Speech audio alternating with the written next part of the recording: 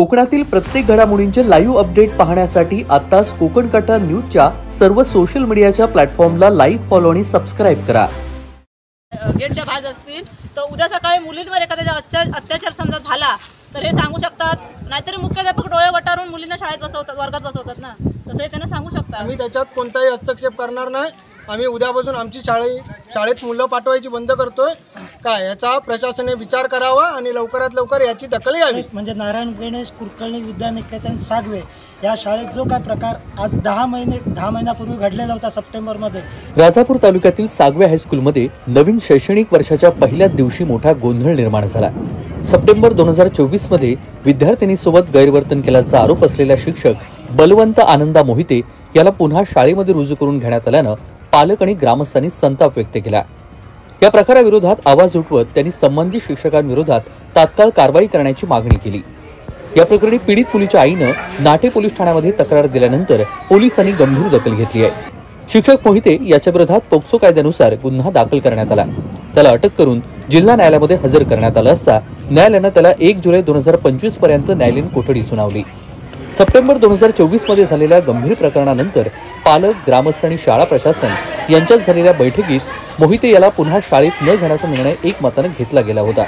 मात्र त्याच्या विरोधातील आरोप गंभीर असून सोमवारी 16 जून रोजी तो पुन्हा शाळेमध्ये हजर झाल्याचं लक्षात आल्यानंतर पालकांनी आक्रोश केला। गेटच्या बाहेर असतील तर उद्या सकाळी मुलींवर एखाद्या अत्याचार समजा झाला तर हे सांगू शकतात, नाहीतरी मुख्याध्यापक डोळे वटारून मुलींना शाळेत बसवतात, वर्गात बसवतात ना, तसं त्यांना सांगू शकतात की बाबा रे तुम्ही वर्गात बसा, असं कोणाबद्दल काही बोलायचं नाही। मग आमच्या मुली अत्याचार सहनच करत राहणार। मग आम्ही जर आज पालकांनी जर याच्यात लक्ष नाही दिला आणि संस्थेने याचा आधी पहिला विचार संस्थेने करावा की अशा शिक्षकामुळे आपली शाळा राहायला पाहिजे की जायला पाहिजे। तर असा शिक्षक असेल ना तर खरोखर आम्ही आमची मुलं, ग्रामस्थ आमचे सांगतायत आणि पालक उद्यापासून आमची मुलं शाळेत एकही येणार नाही। जेवढे पालक आले त्यांची मुलं शाळेत येणार नाही। त्याला सर्वस्वी जबाबदार मुख्याध्यापक, शाळेचे मुख्याध्यापक तसेच संस्था हे सर्वस्वी जबाबदार असतील। आम्ही त्याच्यात कोणताही हस्तक्षेप करणार नाही।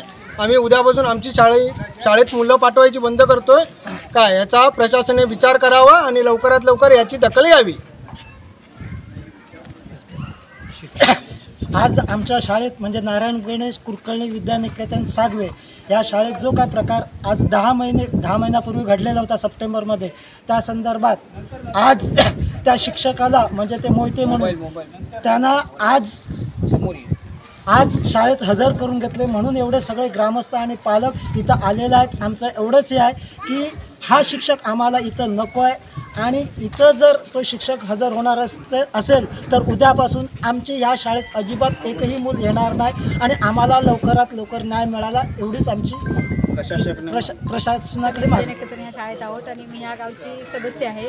तर मी सदस्यांना तरी सांगते, आता सुरुवातीपासून जेव्हा मीटिंग झाली त्या मीटिंगला आम्ही होतो तेव्हा आम्हाला सांगण्यात आलं की आम्ही ह्या शिक्षकाला शाळेत हजर करणार नाहीत आणि त्याच्याकडून खरंच वाईट कृत्य घडलेलं आहे। आम्ही एक महिला आहोत आणि आज आमच्या शाळेत जरी मुली नसल्या तरी अजून ह्या पाठून येणार आहेत आणि आम्ही त्या मुलींसाठी गप्पा राहू शकत नाही, कारण आम्ही एक लेडीज असल्यामुळे आम्हाला त्यांची कळकळ माहिती आहे। आज त्या मुलींना सांगण्यात आलं की आम्ही शिक्षकांना पाठवणार नाही शाळेत, त्यामुळे त्या मुली पण बिंदास होत्या आणि आज त्यांना हजर केलं। मला वाटतं की त्या मुली आता कोणाकडे म्हणजे त्यांना काय वाटणार की आता जर ते शाळेत शिक्षकांना जर आम्ही आता हजर केलं तर यापुढे त्या शिक्षकांचाही धीर चपडा, त्यांना असं वाटणार की मला एवढं सगळं करून सुद्धा मी ह्या शाळेत आलोय म्हणजे मी काही करायला मोकळा आहे। आणि हा सहवास जरी 4 मुलींना आवडला तरी एखाद्या मुलीला तो सहवास आवडू शकतो आणि त्याच्यातून एखादी जर वाईट घटना घडली तर त्याला कोण जबाबदार त्याने आता दिलेले आहे।